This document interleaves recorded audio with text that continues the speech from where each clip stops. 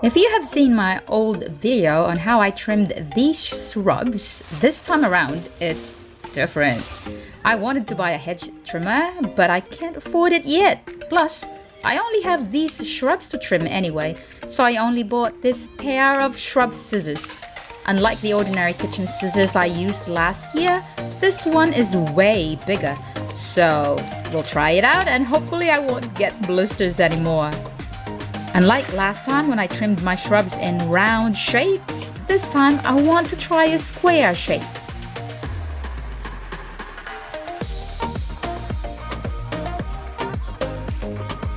Well then, there you go. It's easier, hence it's faster. Or maybe I've just gotten better.